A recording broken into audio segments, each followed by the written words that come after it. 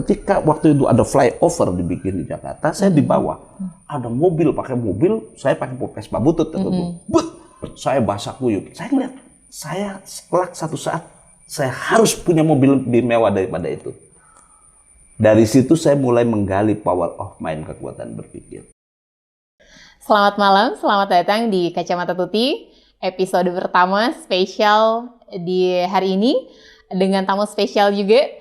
Langsung saja kita sapa bintang tamu kali ini, spesial episode pertama. Siapa dia? Hai Pak Toto. Ya, selamat malam. Hai Pak. Apa kabar? Baik juga. Bapak gimana kabar? Alhamdulillah, sehat. Sehat ya? Iya. Ini emang domisilinya Indramayu ya Pak ya? Enggak. Sekarang ini saya domisili di Sidoarjo. Oh, Sidoarjo. Iya. Kebetulan saya dapat kontak dari teman saya. Waduh, gila, ada acara menarik nih katanya. Wow. Ya, Mbak Tuti yang bawain. Saya bilang boleh juga nih kan gitu. Jadi undangan khusus lah ceritanya nih. Oke, terima kasih Pak Toto sudah datang di Kacamata Tuti. Nah iya baik teman-teman, Pak Toto spesial banget datang hari ini. Saya mengucapkan apresiasi yang sangat tinggi ya. Udah sempet datang dari Sidoarjo pulang ke Indramayu gitu. Nah berarti lagi mampir ya Pak ya? Lagi mampir. Habis ini juga langsung nanti kita ke Cirebon. Wow. Oke, baik. Pak Toto, coba dong kenalin kesibukan Pak Toto nih. Kan dari Sidoarjo pulang ke Indramayu terus mau ke Cirebon lagi gitu. Saya penasaran nih. Kesibukannya apa? Ya memang saya asli Indramayu tuh ya, tetapi saya tinggal di Surabaya itu dari tahun 93 sampai dengan sekarang. Tetapi saya sering pulang pergi ke Indramayu karena waktu itu ada event besar, saya ikut pilkada. Jadi saya sering sekali bolak-balik, walaupun kalah terus 3 kali. Gitu. Jadi hal yang biasa ya. Jadi ada event, jadi saya sering bolak-balik, makanya orang sering ya, Toto sebenarnya tinggalnya di mana? Ya tinggal di Indramayu, tinggal di Surabaya juga gitu. Karena di Surabaya saya berkarir diawali di Surabaya itu dari mulai di Aqua Surabaya. Aqua Surabaya. Ya. Saya 7 tahun ya di Aqua Surabaya, tapi kalau secara nasional saya hampir 12 tahun, di Brunei 2 tahun ya. Sempat keluar negeri juga. Ya, saya dulu Aqua untuk khusus ya,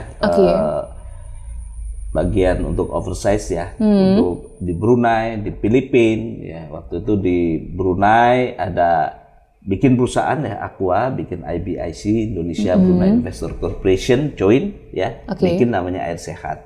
Saya 2 tahun dan mendevelop dari nol sampai menjadi market leader waktu itu.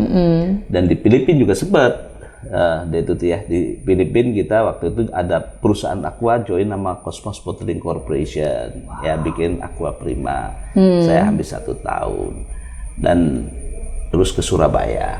Jadi perjalanannya sih panjang, udah ceritain nggak selesai 2 hari nih. Tapi intinya dari Surabaya itu tetap saya terus tinggal di Surabaya, walaupun sempat saya di Jakarta waktu itu di Gudang Garam, saya di Jakarta. Tapi Jumat balik naik pesawat, Senin berangkat lagi. Jadi bolak-balik aja.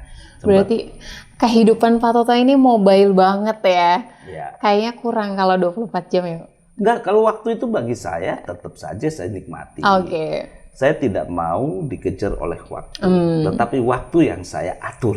Nah, kalau kita dikejar oleh waktu pusing. Iya betul. Waktu kita yang atur, waktunya tidur, waktunya makan, enjoy dengan waktu. Jadi kehidupan ini kan banyak sering orang mengatakan, oh hidup gue menderita nih, salah. Sebenarnya nggak ada hidup menderita tuh. Yang bikin menderita adalah diri kita sendiri. Tuhan nggak akan ngasih penderitaan kepada orang. Yang membuat menderita adalah pikiran kita sendiri. Itulah prinsip hidup saya, bahwa Tuhan selalu ngasih yang terbaik. Betul. Kalau Tuhan ngasih terbaik, ngapain gue pikirin? Nah, jadi kalaupun kita misalnya gagal, oh ternyata ada yang lebih baik. Gitu. Jadi nggak usah frustasi, nggak usah kepikiran. Banyak sekali ya generasi milenial itu gampang frustasi. Iya Pak. Gampang sekali frustasi. Banyak juga kasus kejadian bunuh diri kan, karena tadi frustasi menghadapi ya tantangan zaman. Nah, banyak sekali kuncinya sebetulnya orang itu bisa gagal karena 3 aspek. Apa itu? Ya, 3 sifat yang membuat orang itu gagal. Sifat pertama adalah ketika orang itu punya rasa takut, biasanya gagal. Ya, karena segala sesuatunya itu kalau mau bergerak takut. Iya. Ya. Yang kedua, pikiran susah. Jadi belum apa-apa, pikirannya udah susah. Jadi ketika dia ngomong susah, gue begini, itu susah. Iya, ya. Mindset ya Pak ya? Iya, jadi susah ketika kita udah ngomong susah, berarti seolah-olah jalannya tuh sempit. Karena udah ngomong susah. Iya. Kita mau ngomong apa, pikirannya sudah susah. Nah, itu. Yang ketiga, yang pada umumnya dialami oleh generasi milenial, umumnya kaum hawa nih, baper. Ya. Aduh. Jadi putusnya 7 tahun yang lalu masih diinget aja. Iya ya. Ada orang ngomong salah diinget aja. Nah, 3 sifat ini yang membuat manusia itu lemah. Jadi kelemahan itu kita yang buat, bukan Tuhan. Betul. Ya. Sebaliknya bagaimana kalau kita menjadi orang yang kuat? Ada 3 lagi tuh. Apa? Boleh dong Pak dibagi? Ya. 3 untuk menjadi orang yang kuat. Yang pertama adalah berani dulu. Berani dulu. Karena berani itu adalah kekayaan manusia. Betul. Kaya boleh, tapi nggak punya jiwa berani juga percuma. Kita mau membuat sesuatu. Orang bikin HP karena keberanian. Orang bikin mobil karena keberanian. Kita bisa podcast begini karena keberanian. Iya. Jadi kalau kita nggak punya keberanian, nggak mungkin bisa jadi orang sukses. Betul. Ya. Iya. Nah, yang kedua, yang paling penting lagi apa? Yakin. Iya ya Pak ya. Yakin. Kalau kita nggak yakin, udah berani, yakin, selesai tuh. Ya kan? Betul, betul. Berani, yakin, mantap gitu. Ya kan? Iya. Karena apa sih yang nggak bisa didapat di dunia ini? Tuhan pasti berikan. Contoh kita mau lihat film, tinggal buka aja HP, lihat film misalnya action, keluar semua. Iya, betul. Itu HP. Nah, kenapa kita nggak percaya, yakin sama Tuhan? Ini buatan manusia. Iya. Nah, itu. Jadi yakin bahwa Tuhan akan ngasih yang terbaik untuk kita. Menurut kita nggak baik, tapi nanti akan keluar kebaikannya itu. Nah, yang ketiga, yang paling penting lagi sebagai manusia ya harus punya syukur. Syukur ya. Kalau kita bersyukur, maka kita menjiwat jiwa kita jadi besar. Kita menikmat hidup itu karena kita syukuri. Jadi banyak sekali orang baru punya mobil 1 pengen punya 2, nggak pernah bersyukur. Selama nggak pernah bersyukur, hidup nggak akan nikmat. Itu kuncinya jadi manusia yang hebat itu. Bukan kaya raya, tetapi orang yang punya prinsip dan jiwa yang kuat. Itu tuh. Wow, berarti saya ini udah belajar 6 kata ajaib ya. Yeah. Tadi kata yang diulang sama Pak Toto tuh sangat inspiratif banget. Apalagi tadi berani yakin, terus mindset, yakin, syukur. sama syukur. Jangan lupa sama Tuhan ya, teman-teman. Iya, syukur itu kan kita kan manusia. Iya, betul. Makhluk ciptaan Allah yang betul-betul diciptakan di muka bumi ini untuk memimpin. Betul. Ya, jadi kita harus punya sifat keyakinan itu. Yang paling penting lagi, jangan kuatin kekuatannya yang kuat aja, yang lemahnya ini harus dibuang. Itu. Betul. Karena harus dihindari ya Pak ya. Ya, orang nggak ngomongin kitanya ngingetin terus, saya kan sakit. Padahal dia bilang nggak, kita gue nginget terus, gue nginget aja. Ya, yang tadi saya bilang diputus pacarnya 3 tahun, 4 tahun masih inget aja. Padahal pacarnya udah pacaran lagi, ngapain diingat? Jangan baper lah tuh, ya kan? Ya. Dan itu kayaknya salah satu cobaan-cobaan atau salah satu hal yang memang lumrah di generasi Z kan. Tadi putus cinta, aduh udah deh gue ada yang ngomongin sakit hati. Iya. Baper ya Pak. Nggak nengok, nggak ngasih WA, nggak dibalas, sakit hati. Kan susah hidup serba sakit hati, baperan begitu. Janganlah begitu. Dan biasanya kalau perempuan apa kayak gitu Pak? Enggak, perempuan laki-laki juga begitu. Oh gitu ya. Sama aja. Berarti Bapak juga pernah kayak gitu? Kalau saya sudah belajar itu. Wow. Dulu iya. Tapi saya pikir enak aja, saya pernah diputus cewek. Ya, sampai frustasi, taunya ceweknya udah pacaran lagi. Loh, kok begitu? Ngapain dia nggak mikirin gua mikirin dia? Pelajaran nggak tuh? Iya, betul. Mending gua pacaran lagi tuh. Dapetin yang lebih cantik. Relatif cantik itu. Dapetin yang bisa membahagiakan. Nah, nyaman. Cantik kalau nyakitin buat apa? Iya, Pak, ya betul. Cantik kan relatif ya. Iya. Ada yang hobinya orang itu harus sama. Nggak mesti. Justru Iya. kita ini bisa berpasangan karena ada perbedaan. Betul, betul. Kalau persamaan semua nggak asik. Iya. Kayaknya nih Bapak bisa sekeren ini ngomongnya, sesukses ini gitu karirnya. Saya dengar nih Pak, bisikan dari tetangga. Bisik-bisik tetangga. Iya. Katanya Bapak tuh dulu pernah zaman muda, sekarang mah udah enggak lah ya gitu. Zaman muda katanya Pak Toto ini pernah jadi anak muda yang nakal dikit ya. Bukan nakal, terkeren. Oh. Kalau nakal konotasinya kan Negatif, berbeda-beda. Nggak mesti bener. negatif, enggak. Cuma berbeda-beda. Tapi kalau keren jadi primadona. Oke. Nah, kerennya itu banyak faktor. Oke. Zaman kalau cerita dulu ya. Iya, boleh dong Pak ceritain. Cerita zaman tahun 80-an. 80. 80 saya SMA lulus tahun 87 88 ya. Alumni mana Pak? Oh, saya itu kalau sekolah selalu sekolah yang top. Jadi walaupun jarang masuk sekolah, dapatnya yang top. Zaman dulu SMA itu cuma 1. Oh. Jadi kalau bisa masuk SMA 1 itu Iya. top. Nah, waktu pas saya masuk di SMA 1 itu karena banyaknya SMP, sedangkan SMA itu namanya dulu SMA saja, nggak ada Iya. SMA itu Sindang, SMA 2, SMA saja. Oh, SMA saja. Nah, SMA ini di Indramayu waktu itu hanya nampung cuma kurang dari 150. Wow. Lebih dari itu, dibukalah slot masuk SMA 2, masuknya siang. Nah, jadi kelompok 150 ke atas ini masuk SMA 2 sampai 250, lebihnya PGR, Ikoskoro, dan lain sebagainya. Oke. Nah, jadi alhamdulillah saya SMA 1, SMP 1. Iya. Jadi konon katanya ini sekolah favorit semua. Oke. Ya, SD-nya juga Poman 3. Itu paling favorit juga. Nah, kenapa demikian? Karena tadi saya selalu pengen yang the best sekolah itu. Yang the best. Dan saya kepengen kebetulan waktu sekolah gak pinter-pinter amat. Tetapi pengen yang paling terkenal. Nah, caranya bagaimana? Ya harus punya diferensiasi. Nah, makanya orang konotasinya nakal. Padahal saya itu zaman dulu Robin Hood katanya. Robin Hood ya. Kenapa bisa disebut Robin itu Hood? gini, saya itu waktu zamannya SMP, saya banyak nolong teman-teman saya nggak mampu bayar sekolah. Sehingga saya itu dikira tukang palak. Padahal saya minta uang ke orang-orang itu buat nolong teman-teman yang nggak mampu bayar sekolah itu. Dan saya mintanya kepada orang yang mampu. Ini out of the box banget ya. Nah, dari situlah orang menganggap Toto ini preman, gitu kan waktu itu kan? Betul, ya, betul. Toto tukang palak lah, suka di mana tempat biliar dimintain apa. Bukan itu sebetulnya, untuk nolong teman-teman saya. Itu. Begitu masuk SMA juga demikian. Masuk SMA, alhamdulillah lolos juga. Lolos SMA juga. 1. Masuk di situ paling keren karena zaman dulu nggak ada musik, saya jadi rockers tuh. Wow. Jadi zaman sekarang nggak aneh latihan di mana, kalau di saat dulu latihan pakai panci itu. Ya pakai panci karena nggak ada sewa musik di Indonesia. Iya. Jadi pakai panci, begitu main musik pakai udah lengkap itu. Jadi belum ada studio musik ya Pak ya zaman belum, dulu ya? belum. Kalau mau sewa studio ada di Cirebon. Itu pun ngantrinya 2 hari 2 malam itu.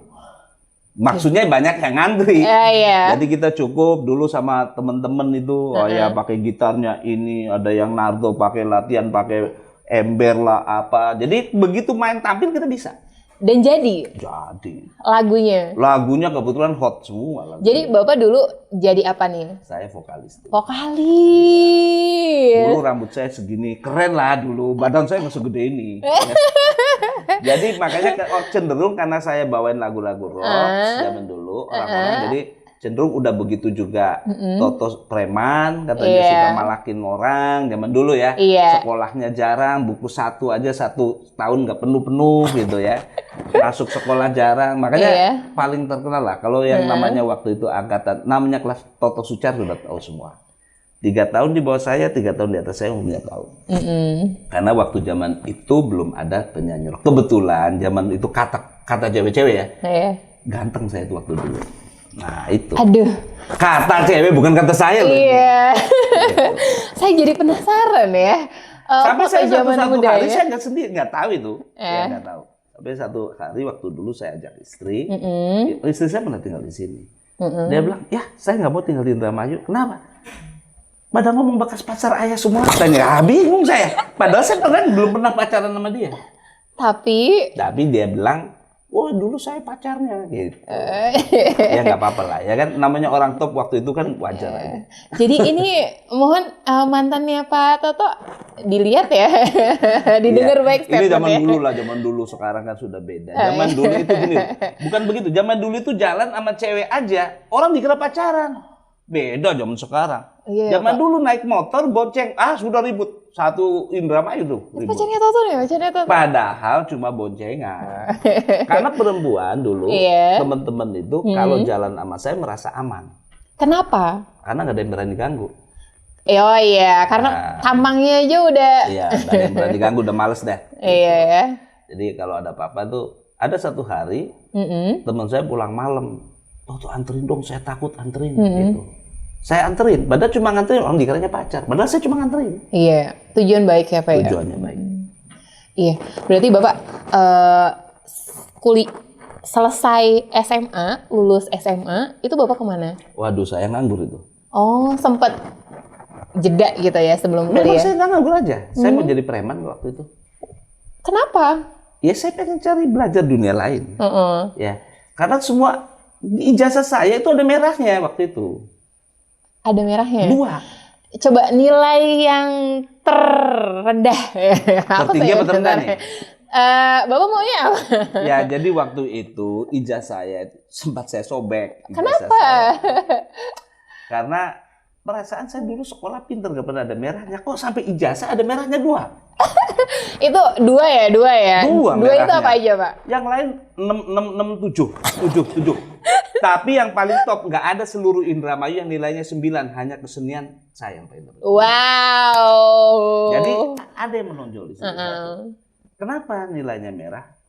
Karena dulu gurunya cantik, saya sering godain. Nah itu dulu guru bahasa Inggris yang dikasih merah. Oh ya, bahasa Inggris. Ya. Satu kedua matematik lagi. Jadi dua-duanya ini begitu. Iya. Tapi saya anehnya bisa jadi manajer di Brunei. Tanpa saya, makanya pada bingung waktu saya jadi manajer, apalagi waktu direktur. Jadi saya kebetulan setelah itu saya jadi pengamen di Jakarta ya, terus saya juga di tukang parkir di Jakarta. Saya mencari identitas diri waktu itu, ya, bagaimana kehidupan. Emang beneran mau cari nafkah ngamen dan bukan cari nafkah, kepepet. Ya kepepet kalau di sana, kalau di sana mau cari makan, kalau kita sendirian kan gimana tuh? Ya kan? Iya betul. Kebetulan tadi saya selalu jadi Robin Hood. Bukan saya nggak mampu, keluarga saya bukan nggak mampu nggak. Tapi saya tuh selalu diikuti teman-teman. Jadi ketika Tok mau kemana? Kan dulu saya punya geng tuh banyak tuh. Saya ikut ya? Jakarta ikut, pada ikut semua, ada 12 orang ikut saya. Gitu.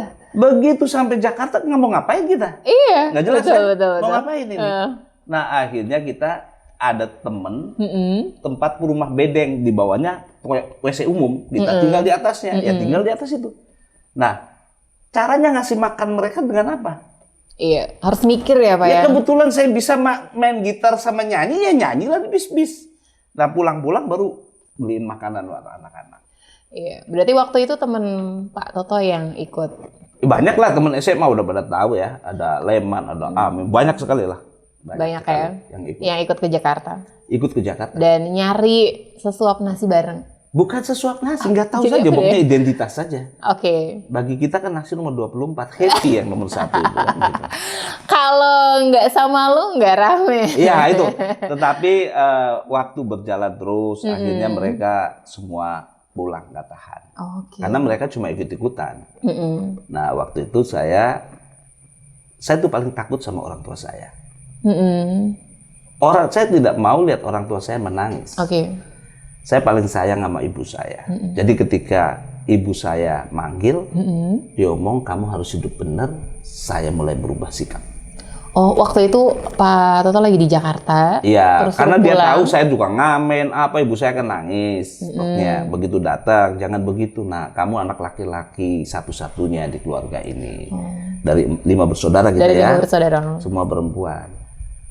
kamu harus berhasil, kamu. Nah, saya dengar nasihatnya ibu saya dan tadi kembali lagi, saya punya tujuan pengen jadi orang hebat, selalu jadi orang number one.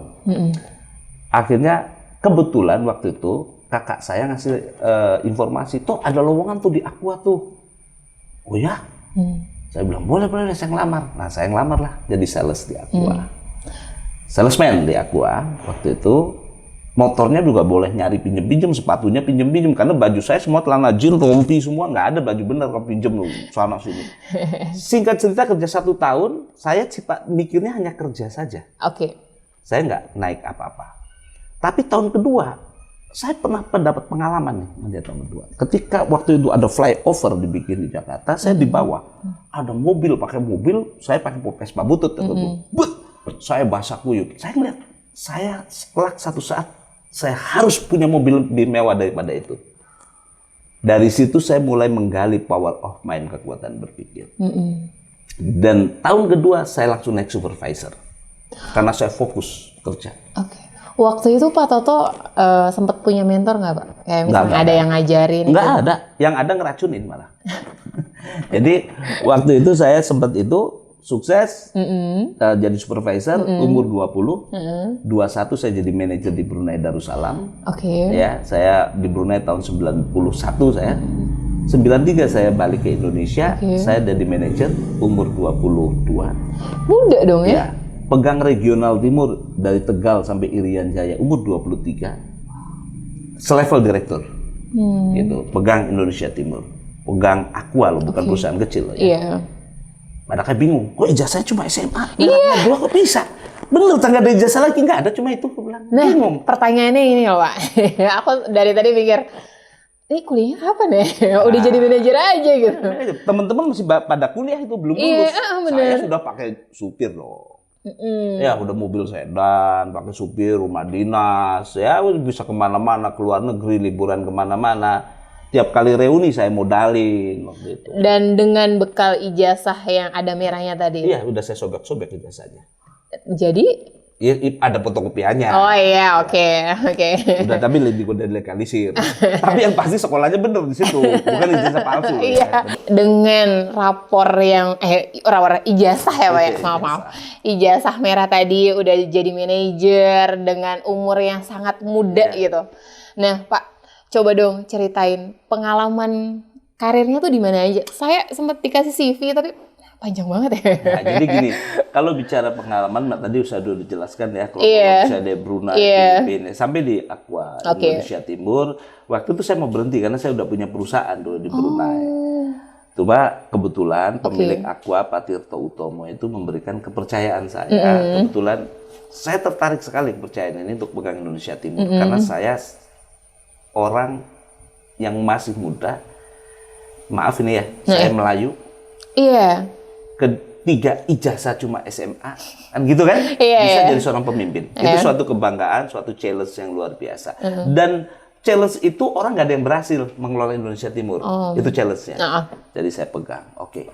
Begitu saya pegang, alhamdulillah sempat ya Indonesia Timur mampu mengalahkan Indonesia Barat. Setelah saya pegang Aqua. Dan saya buka terus cabang-cabang di seluruh Indonesia. Di seluruh Indonesia Timur. Nah, disitulah saya malu kepada staf saya S2, ada yang lulusan dari Australia apa. Saya malu, akhirnya saya kuliah lagi di Universitas Putra Bangsa. Ya, selesailah S1. Terus saya ngambil MBA di IBM Global. Ya, jadi sebetulnya tadi karena malu. Karena malu. Tapi padahal ilmu itu marketing on road, ilmu jalanan saya sebetulnya. Ilmu real, ilmu market, bukan ilmu teori. Tapi saya sering baca buku, saya hobi baca buku. Jadi sekolah kan hanya lulus tanda bukti kita pernah sekolah. Iya, betul. Tapi jangan kita ijazahnya gede, banyak, otaknya kecil. Betul. Yang penting kan ijazahnya kecil, otaknya gede. Ya, makanya bagi saya ijazah itu sampai dengan saat ini karyawan saya. Nah, perjalanan dari Aqua, saya udah mentok karir saya ya. Tahun 2000 menjelang 2000 waktu itu saya memang idealis ya. Waktu itu Aqua di take over sama Danone, saya idealis nggak nyaman. Karir saya udah di peak, di puncak. Umur waktu itu saya 27 728 ya. Sangat muda ya. Udah peak, saya udah puncak. Akhirnya saya mengajukan mengundurkan diri. Oke. Saya coba nih tes case wirausaha. Makanya saya udah lengkap nih. Wirausaha, saya buka restoran di Indramayu. Saya mau balik kampung halaman, mau buka. Saya tambak udang, hiceri lah, macam-macam lah, pertanian, mengairi pertanian saat kemarau, ratusan hektar. Dan itu saya alami 2 tahun. 2 tahun. Nah, termasuk saya pegang beberapa konsultan di beberapa perusahaan swasta. Wow. Nah selesai itu, saya ada yang narik. Salah satu pengusaha nasional beli tempat, ada izin air minumnya. Oke. Ya, saya udah mengundurkan diri tahun 2000 nih. Dari Aqua. Tahun 2000 saya sempat menjadi konsultan PON. Pekan Olahraga Nasional. Iya, Pekan Olahraga Nasional. Bidang promosi usaha. Jadi umur 30 saya jadi konsultan Pekan Olahraga Nasional. Jadi kalau nggak menyelenggarakan event, itu rasanya bagi saya tuh, karena pernah event nasional, jadi kalau event biasa tuh sekecil banget gitu. Biasa itu ya? Biasa. Nah saya menjadi konsultan itu dalam bentuk untuk, waktu itu Trisukses ya, saya susun itu. Sukses penyelenggaraan, sukses prestasi, dan sukses pemberdayaan ekonomi rakyat. Wah, banyak banget. Jadi 3 sukses itu. Jadi kalau cuma sukses penyelenggaraan, prestasi Jawa Timur nggak bagus juga bagus. Kalau prestasinya bagus, tapi ekonomi kerakyatannya nggak dilibatkan juga jelek. Jadi 3 ini menjadi Trisukses. Kita bikin, dan alhamdulillah itu konon katanya, PON 2000 adalah PON tersukses sepanjang sejarah. Ya, PON. Nah. Setelah itu saya jadi konsultan dari Sajirsan. Nah, habis itu saya ketemu salah satu pengusaha Surabaya, namanya Pak Hermanto Tanogo ya, yang punya Avian Pen, yang orang luar biasa, orang hebat. Dia beli pabrik air minum, aja minumnya merek Anda. Dan ketemu saya di salah satu hotel bintang 5 di Surabaya. Dia bilang, bisa nggak you bantu? Saya bilang nggak bisa kalau ini. Saya dari Aqua kalau pegang air minum yang ecek-ecek saya nggak mau. Kita harus bikin merek harus hebat dari Aqua. Lebih hebat dari Aqua secara performan, kemasan maupun isinya. Akhirnya tangtung beliau menyetujui konsep saya. Nah membuatlah Cleo ini pada tahun 2003. Berarti yang di depan ini ya? Ya, 2003 itu ini kita susun. Nah cuma 2005 ya nggak tahu gimana saya tergoda. Ya, ada yang lamar. Salah satu grup gudang garam. Masuklah, saya jadi Vice President Direktur di PT Panglima Pemenang dulu. 1 tahun di Panglima Pemenang, omset air minum total waktu itu sempat booming. Nah, saya ditawarin untuk masuk ke gudang garamnya. Saya menjadi staf ahli di situ, di gudang garam. Dari gudang garam saya hampir 5 tahun di gudang garam. Saya pengen balik lagi di dunia air minum, di dunia minuman, beverage ya, di dunia beverage. Saya masuk ke Country Choice. Ini tantangan baru. Kenapa? Ada salah satu teman saya, ini ada produk minuman, tapi rugi tiap bulan. Berapa ruginya? Antara 500 juta sampai 700 juta. Oh ini tantangan bagus, saya bilang nih. Ini challenge bagus. Saya pegang. Alhamdulillah, saya pegang, berhasil perusahaan itu sampai tidak rugi lagi sampai sudah mulai on track. Nah cuma waktu itu tidak dilanjutkan untuk dijual. Tapi dijual pun nggak rugi, nggak dijual. Karena memang direncanakan untuk membangun itu. Dari Country Choice itu 2010 tadi saya nyalonin bupati. Nah. Dapat tabungan dikumpulin nih dari berjuang. Nggak tahu kegoda politik. Ya ini ketemu teman-teman, nyalon dong lu nyalon dong, jangan ditunggu dulu. Saya nyalon. Kalahlah saya. Ya. Tapi itu saya tahu saya kalah. Ya, karena gimana loh orang pemain baru datang bertanding lawan senior yang sudah punya kekuatan, saya kalah. Tetapi ini proses pembelajaran. Walaupun biayanya mahal. Ya, berarti setelah itu saya sempat bikin usaha lagi, baru udah bangkrut. Yang gue kenalin bupati kan duit habis banyak dong. Iya ya, kantong tipis ya. Ya, saya jualan buah tuh. Di Ceger sana, di pasar Ceger.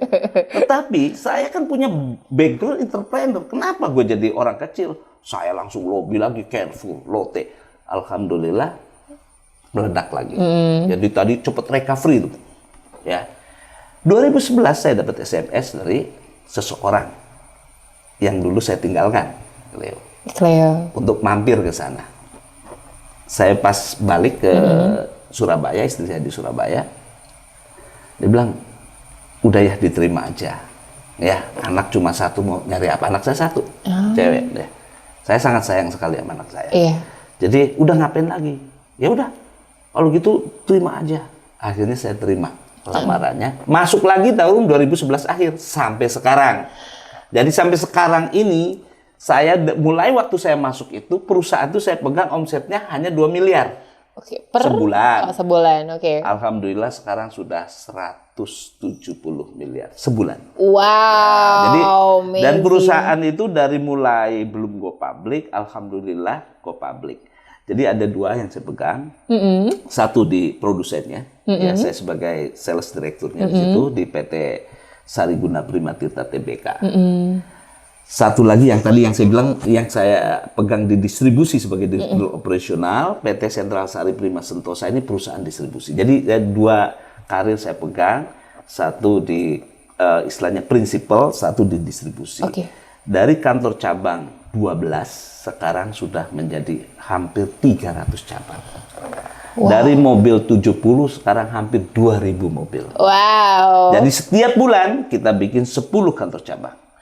Tiap tahun kita beli ratusan mobil. Dan menciptakan lapangan kerja terus seluruh Indonesia. Iya ya Pak ya. Kebayang nggak sih? Ini pekerjanya ada berapa? Pekerjanya ribuan. Banyak banget ya Pak. Yang pasti saya banyak yang nggak kenal. Oh iya betul. Bahkan kantor aja banyak yang belum saya kunjungi. Oke. Ya, tadi the power of mind. Kekuatan kita berpikir akan mampu mewujudkan. Kita akan ditemukan dengan orang-orang yang hebat. Ya. Betul. Bukan orang hebat itu bukan ijazahnya S8, enggak. Betul. Orang hebat itu orang punya keyakinan, prinsip, dan satu frekuensi dengan kita. Oke, betul. Di situ, Detuti. Jadi ceritanya sampai situ dulu nih, Iya. karena saya sampai sekarang masih di situ. Iya, betul. 2015 walaupun saya nyalonin bupati kalah lagi, ya walaupun head to head waktu itu hampir lah, ya kan. Iya. 2020 juga nyalon lagi. Wow. Nah, saya waktu itu nyalon, saya mengundurkan diri perusahaan. Saya mundur deh, jadi direksi nih. Loh, ngapain Pak mundur? Kan Bapak kalau ruput mesti RUPS segala macam nih. Udah Bapak nyalon aja deh. Oh, jadi waktu itu walaupun Bapak terjun di politik, Saya tetap 2015-2020 saya tetap dapat privilege. Oke. Ya, jadi pokoknya khusus Istimewaan saya ya. ini boleh lu nyalon tetap digaji. Wow. Iya dong. Enak banget ya. Tetap Bagi digaji, dong. tetap dapat fasilitas, tetap dapat semuanya. Ya. Nah itulah. Jadi kita ini kan bukan ototnya. Iya, betul. Yang dipegang adalah otak dan keyakinan. Ya, selama otak kita sehat, selalu berpikir positif, keyakinan kita kuat, dan kita memberikan satu energi buat seluruh karyawan, maka itu bisa menjadi sesuatu yang luar biasa untuk perusahaan. Itu dia Tuti. Berarti walaupun Bapak terjun di politik, sepak terjang di pencalonan gitu, tapi tetap ya. Biasanya spesial. sih saya tahu setiap perusahaan paling alergi. Iya, Pak, kalau ada bener. yang kedengaran masuk politik kan. Iya. Alergi kan? Khusus sama saya dapat tadi privilege tadi. Luar biasa banget ya Bapak ya. Makanya sampai sekarang juga masih tetap ada di situ. Makanya aku pikir ini nyalon 3 kali. Uangnya apa nggak habis ya? Pemasukan apa? Dari mana gitu? Saya sempat mikir dari situ. Oh ternyata spesial buat Pak Toto. Tetap digaji, tetap Makanya ada banyak di situ. bingung juga, istri saya bingung tuh. Malah bingung kalau jadi tuh gimana? Ya, Maksudnya jadi gimana? bingungnya tuh kalau jadi gimana? Oh iya. Iya dong. Sekarang kalau di perusahaan swasta kan tahu sendiri gajinya. Kalau di pemerintahan kan gajinya tahu sendiri. Iya. Ya, kita ngomong yang jujur, yang fair Iya, ya. betul, kita betul. bicara fair nih. Iya. Jadi akan bingung terus terang saya. Dengan segini tiba-tiba pindah segini. Sedangkan relawan banyak. Habis deh kan gitu. Ya kan? Kadang-kadang bisa torok gitu. Ya itu saya sampai mikir sama istri saya itu kalau jadi gimana ya dengan pendapatan segini. Dengan mungkin income-nya nggak nggak sebanding dengan ada di perusahaan. Bukan masalah income nggak sebanding. Relawannya itu kan pasti kan banyak kondangan aja. Iya, Saya tuh betul. nggak jadi bupati aja kalau kondangan nilainya sedikit gelembengin.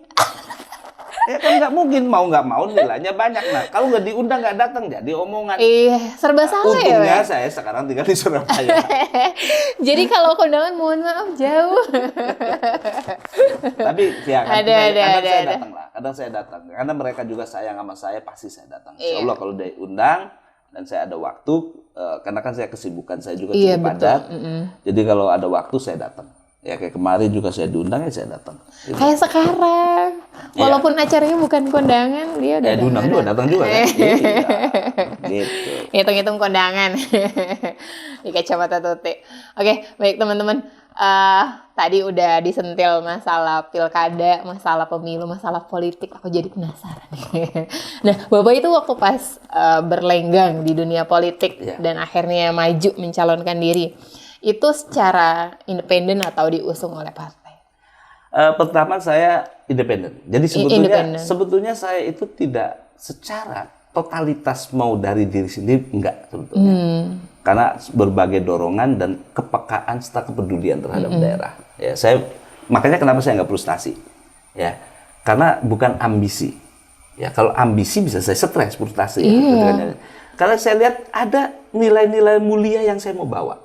Misi-misi mulia yang saya bawa. Contoh, waktu itu saya sering mempelajari Indramayu. Indramayu konon katanya, ya secara data itu bahwa IPM-nya terendah di Jawa Barat. Nomor 2, nomor 3 dari bawah. Itu keterpanggilan saya. Yang kedua, Indramayu ini image-nya nggak bagus. Apalagi wanita. Ya maaf ya, Dek. Ya. Image-nya nggak bagus. Ya. Yang ketiga, yang lebih parah lagi, penganggurannya banyak. Banyak banget. Banyak banget. Yang keempat, yang perlu kita pertajam itu adalah tadi di dalam IPM tingkat pendidikan rata-rata anak-anak sekolah ya cuma 6 tahun saja. Putus sekolah ya? Iya, putus sekolah. Nah ini ada keterpanggilan saya untuk membangun Indramayu. Nah, karena keterpanggilan saya mulia, ya nggak apa-apa dong saya nyalonin aja. Didukung oleh teman-teman. Dalam tempo 2 minggu, KTP terkumpul sampai puluhan ribu. Wow. Jadi rasanya lolos aja tuh. Orang lain pada lolos, saya selalu lolos. Itu tahun pertama. Tahun pertama. Yang gagal pertama itu. Itu 2010. 2015 saya nggak nyalon. Saya waktu itu ditelepon oleh salah satu pengurus PDIP pusat. Namanya Pak Andreas Piera, itu ditelepon. Dipanggil suruh menghadap saat menjelang Lebaran, terus saya ke sana, disuruh nyalon lewat PDIP. Jadi saya diminta loh. Diminta ya? Nah, waktu itu saya diminta, karena saya nggak pernah daftar itu, saya diminta. Terus saya juga didukung oleh Nasdem dan PKB. Kebetulan wakil saya Haji Rasta PKB. Jadi tahun kedua itu head to head dengan incumbent, ya, dengan istrinya Pak Yanje ya, Mbak Bu Ana. Dan itu kalau secara kasat mata, pemain baru yang saya notabene itu tidak punya kekuatan secara totalitas ya dalam logistik dan sebagainya, secara power juga, tapi selisihnya dikit, ya, ya dengan berbagai macam itu selisih sedikit itu. Nah ya sudah, memang tujuan itu memang Tuhan sayang, masih ada tujuan lain, kan nggak masalah saya. Ya. Tapi ilmu yang saya dapatkan luar biasa. Banyak banget ya. Banyak. Menurut saya terlalu murah pilkada dibanding hasil ilmunya. Betul. Yang ketiga juga tadinya nggak niat lagi. Teman-teman itu kebetulan teman yang nyalonin saya, yang ngusung-ngusung saya sampai meninggal. Saya bilang, waduh ini. Namanya Pak Kadiman. Kenapa? Bilang, mesti nyalon. Terus dia mati. Begitu dia mati, gue inget terus jadinya. Dia nyalon. Akhirnya nyalon lah. Ya, lolos lagi, alhamdulillah. Walaupun kalah lagi.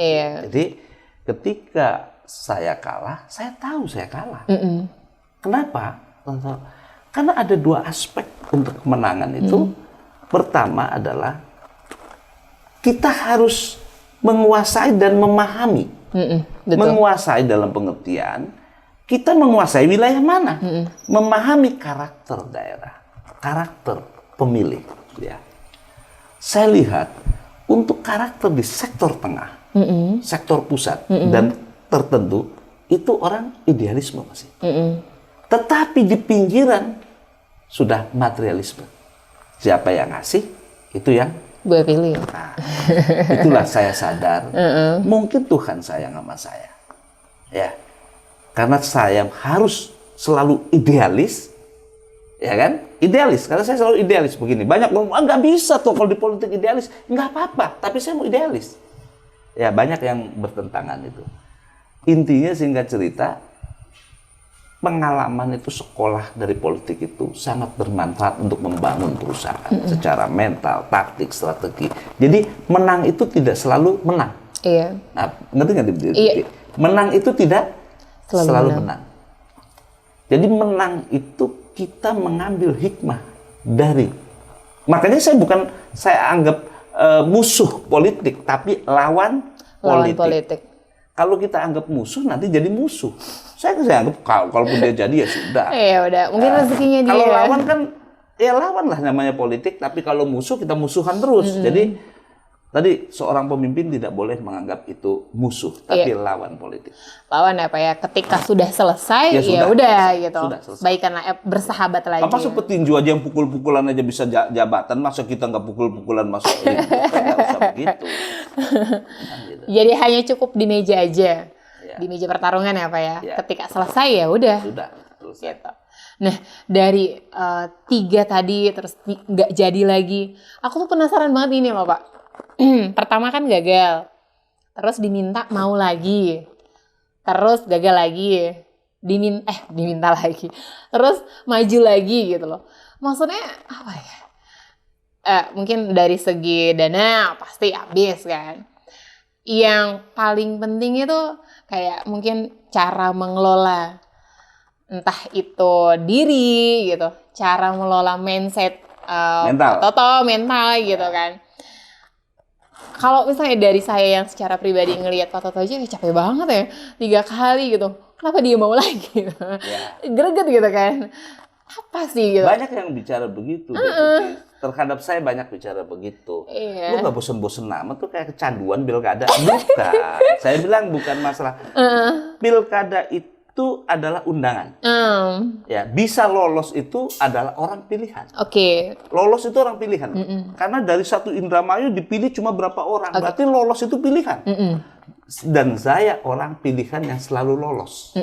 Nah, untuk bisa lolos itu tidak semua orang bisa lolos.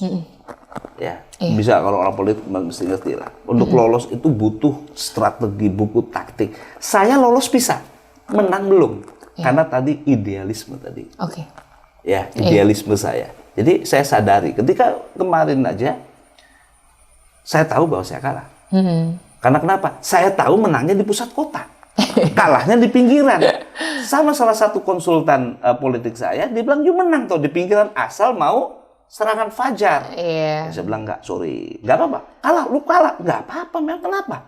Emang kalau kalah mati?" Enggak kan? Saya jadi direktur juga kok. Masih tetap sukses juga. Jadi sebetulnya kuncinya adalah kita harus matang di dalam perhitungan. Jadi jangan pilkada menghancurkan kehidupan saya. Jangan dong, kita kan ini undangan, mau bawa misi baik.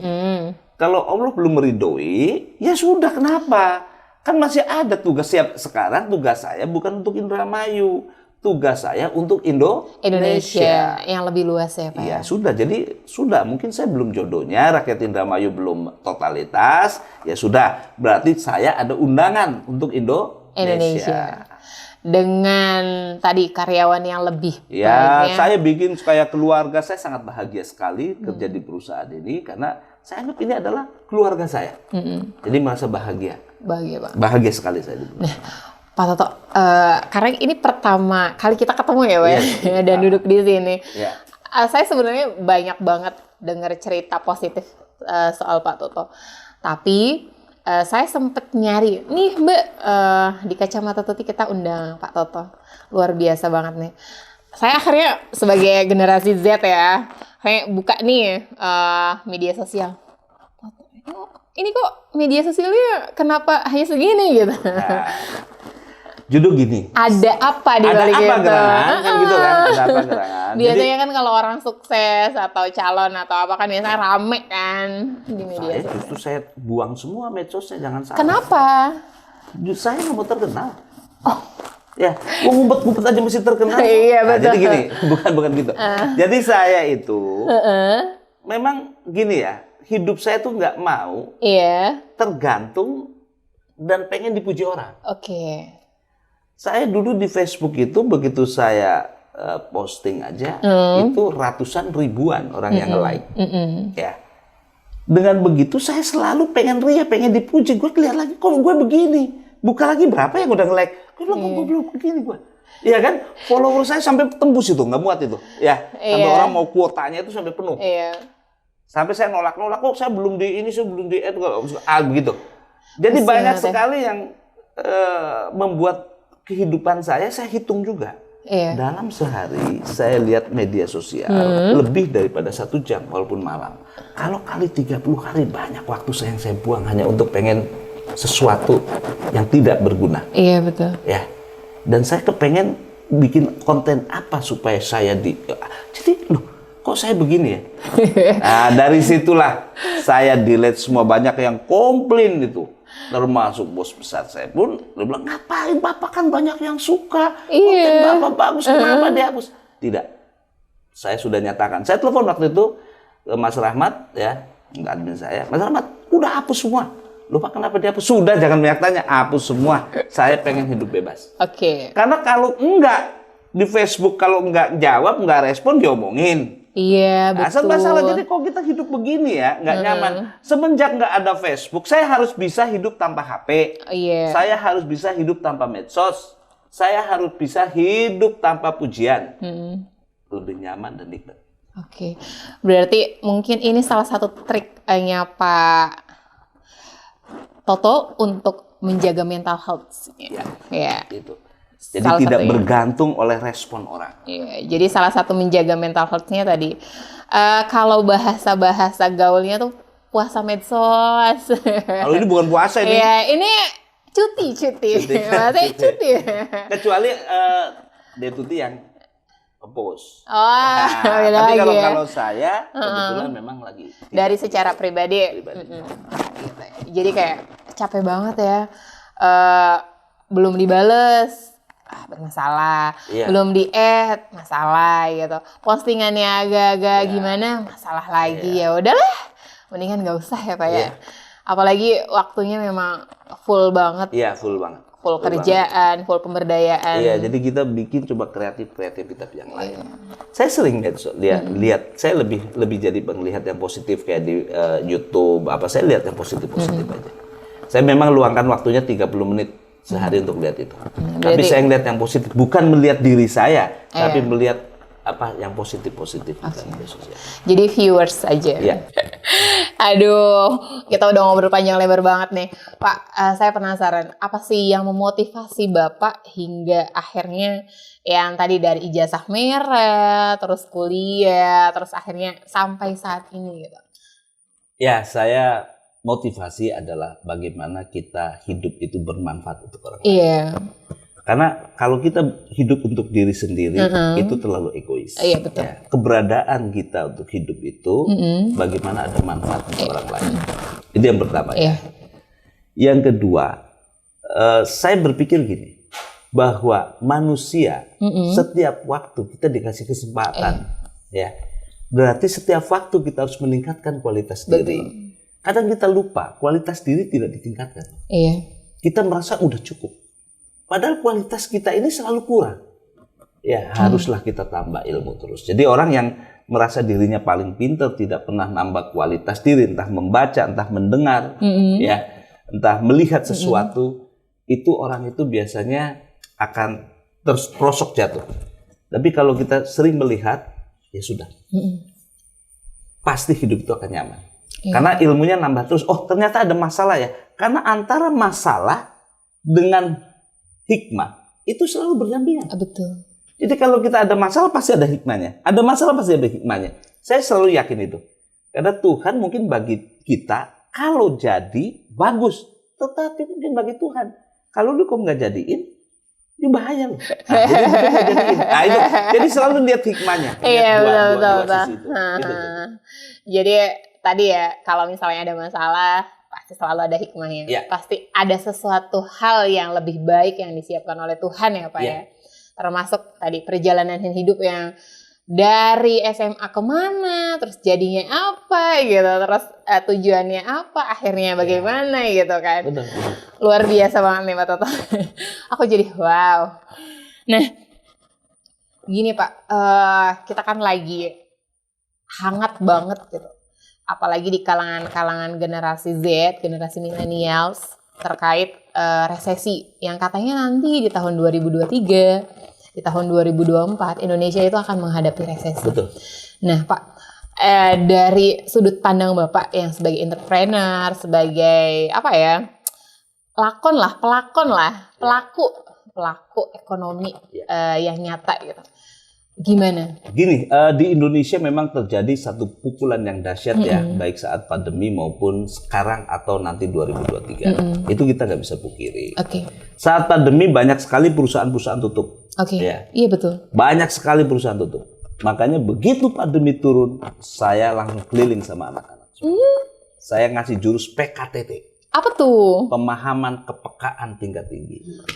PKTT. Pemahaman kepekaan tingkat tinggi. Saya harus kasih tahu seluruh karyawan bahwasanya kalau kita lemah, kita kena sakit pasti. Kalau kita kuat, virus itu kabur. Itu satu. Kalau kita lemah, omset kita jatuh, bubar nih perusahaan. Iya, betul. Kalau kita kuat, kita kompak, spiritnya bagus, kita pasti naik. Saya terus tularkan energi positif, alhamdulillah. Dari tahun 2011 sampai tahun 2022, the best of the best kita di tahun 2021. Ya, saat orang tutup, saya buka cabang 88 setahun. Saat orang pada nutup, saya perusahaan beli mobil 350 unit. Iya. Padahal itu after pandemi ya, Mas? Saat pandemi. Saat pandemi 2021. Oh iya 2021 ya, oke. 2020 ke 2021 kan lagi hit-hitnya tuh kan. Iya betul. Ya, itu. Jadi sebetulnya tadi mindset, the power of mind yang paling penting, kekuatan energi ya. Dan alhamdulillah dengan saya terbang kemana-mana dan sebagainya tidak bisa lewat lah dari kena virus COVID corona dia lewat. Itu. Nah, sekarang kita masuk ke pasca 2022-2023. Iya.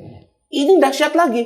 Iya. Dengan adanya Ukraina, dengan Rusia, krisis. Iya. Ya, khususnya krisis energi, sehingga Eropa terjadi kebangkrutan, Amerika terjadi kebangkrutan ya, dolar naik, Eropa juga ada krisis. Nah, impact-nya adalah perusahaan-perusahaan di Indonesia, khususnya yang perusahaan tekstil, fashion, alas kaki, sepatu, itu PHK dalam jumlah besar.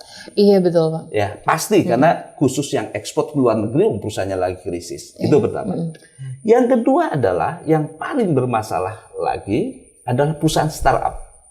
Ya, perusahaan startup banyak ditutup ya, bukan ditutup total, maksudnya dikecilkan. Yang ketiga adalah perusahaan distribusi. Ya, banyak tutup lagi. Kenapa? Ya daya beli lemah. Daya beli lemah. Kenapa daya beli lemah? Ya jelas semua orang pada kena PHK di mana-mana kan. Iya betul Pak. Ya, jadi disitulah krisis multidimensi terjadi. Tetapi saya sebagai seorang leader di perusahaan, orang kan lihat leadernya, kalau leadernya kendor semua. Leadernya kencang-kencang semua. Saya cuma ngomong sama teman-teman, Indonesia betul sepakat krisis dengan utang luar negeri, jatuh tempo dan lain sebagainya. Saya kan tahu neraca perdagangan, terus keuangan dan lain sebagainya. Ya seorang pemimpin harus tahu itu. Betul. Global, nasional, regional harus tahu. Saya lihat itu luar biasa. Tetapi Indonesia ini bocoran surga. Kenapa? Bayangkan kalau Indonesia ada musim salju, habis ini. Iya. Ya, buat beli baju anti dingin aja susah, ya kan? Iya. Nanam padi kagak bisa kan? Iya betul. Kita ini selama nelayan, petambak masih cari ikan, kita bisa makan. Aman ya Pak? Aman.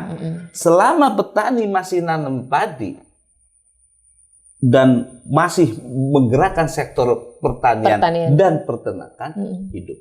Makanya sebetulnya saat ini kita harus yakin dengan situasi ekonomi. Siapkan ketahanan pangan.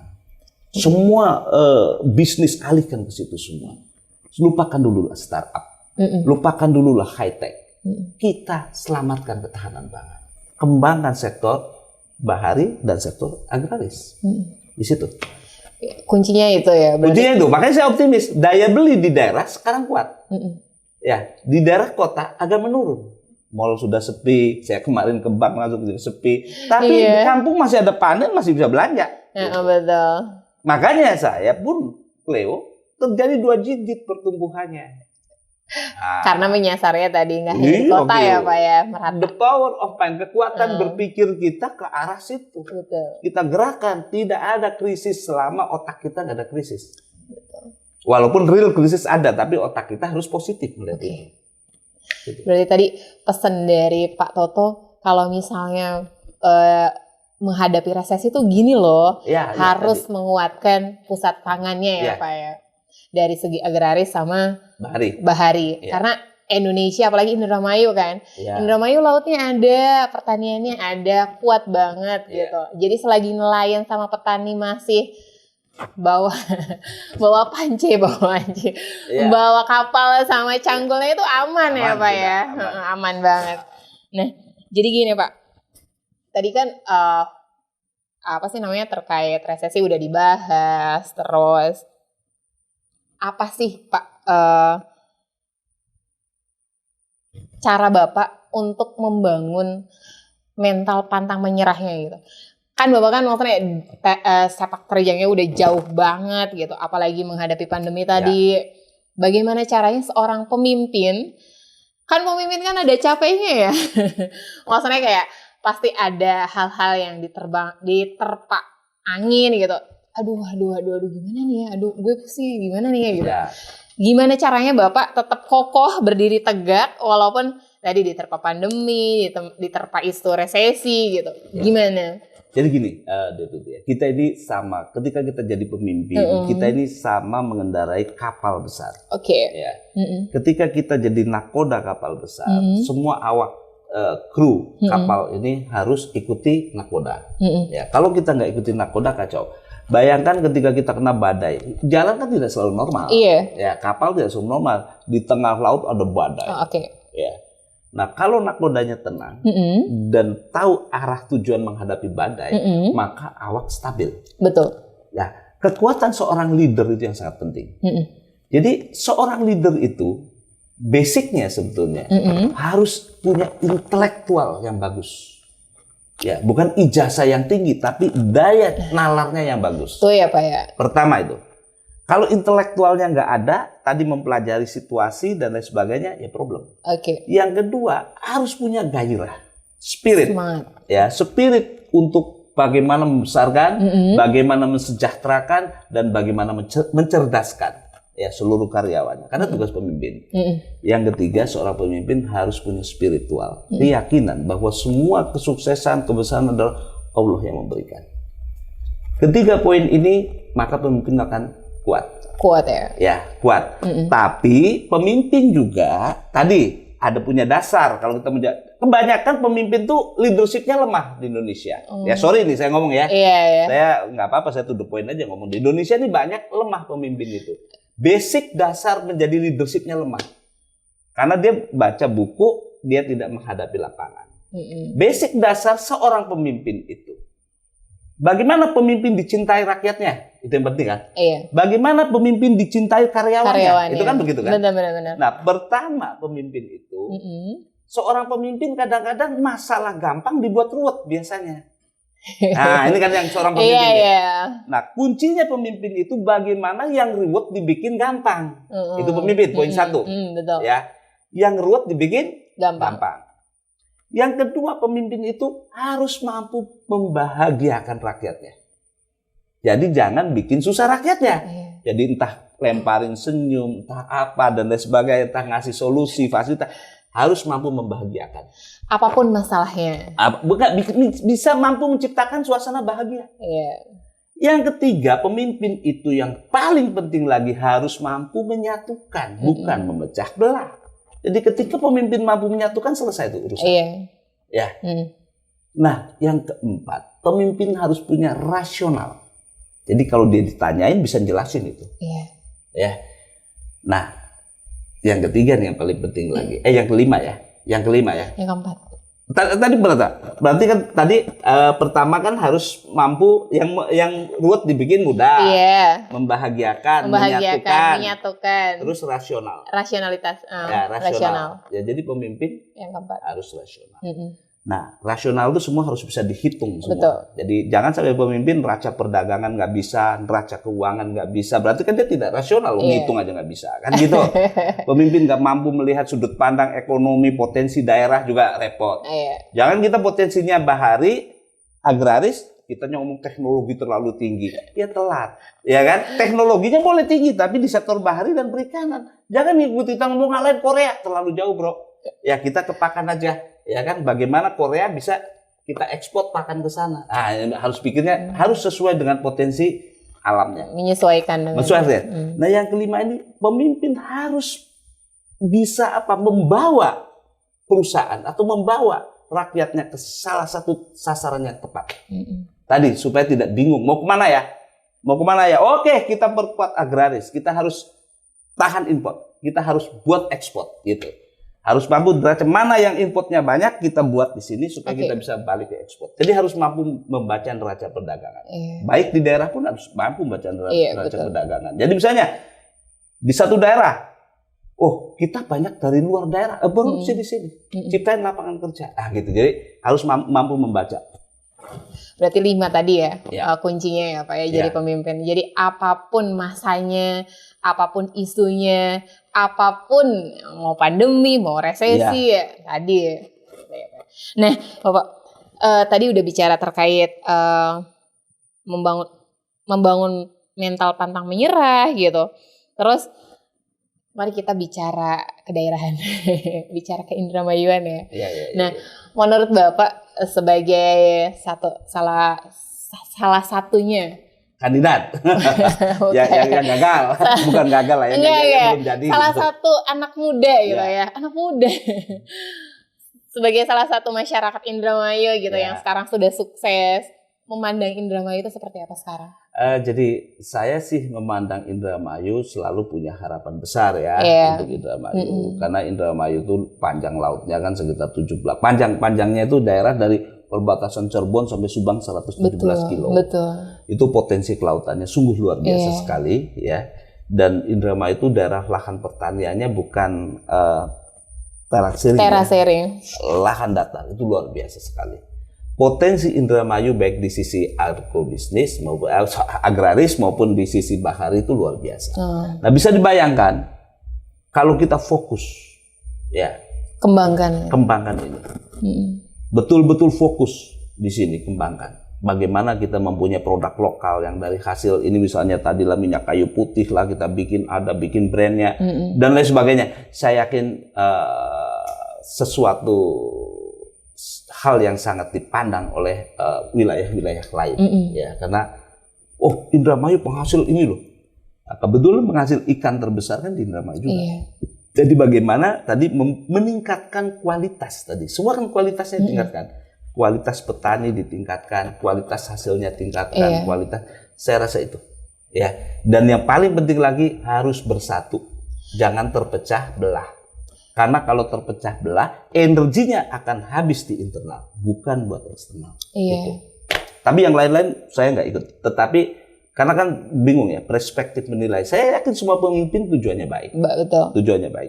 Cuma mungkin teknik dan caranya yang beda. Yang berbeda. Ya. Ini dari sudut pandang Pak Toto yang sebagai pelaku bisnis, pelaku wirausaha ya Pak ya.